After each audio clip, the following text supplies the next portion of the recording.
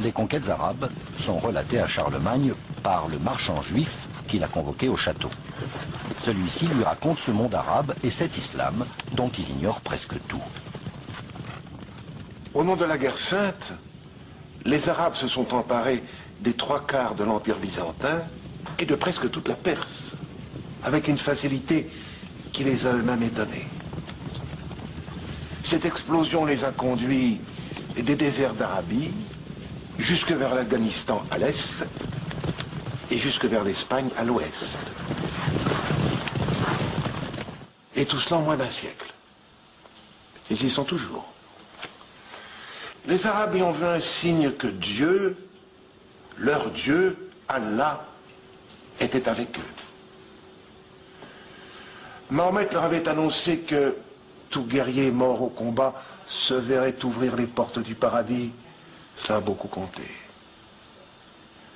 Il est vrai surtout que les Arabes avaient l'habitude des razzias et possédaient une cavalerie légère excellente, comme votre Majesté a pu le constater en Espagne. Cette conquête a été extrêmement rapide et peu coûteuse. Le phénomène dépasse Alexandre le Grand. La diffusion de la nouvelle foi a été fulgurante.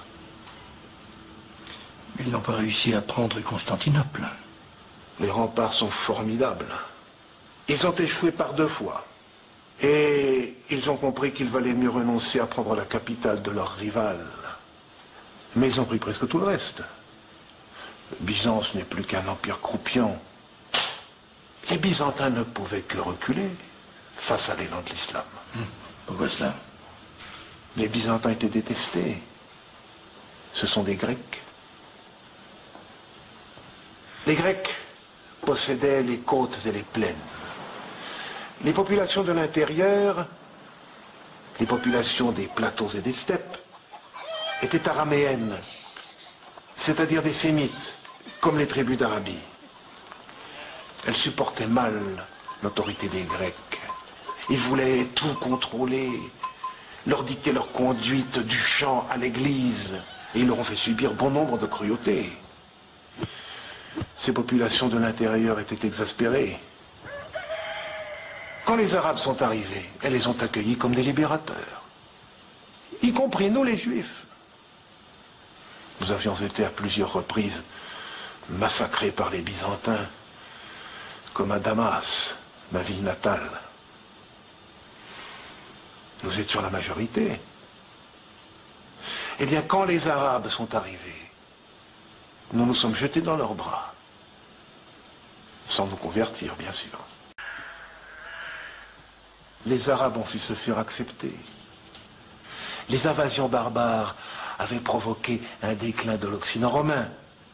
L'invasion arabe, au contraire, a provoqué un essor en Orient.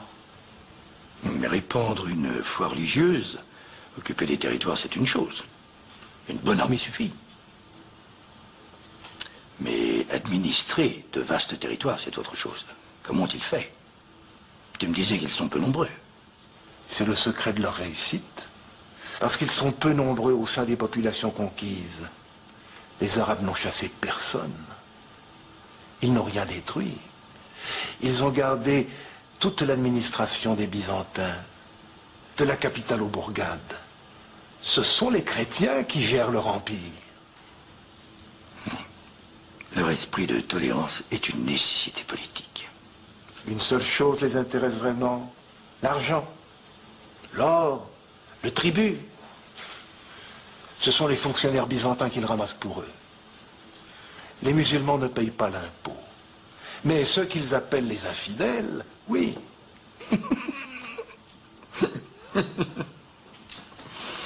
Tous les non-musulmans sont taxés. Votre Majesté peut imaginer à quel point un tel système pousse à la conversion des populations entières.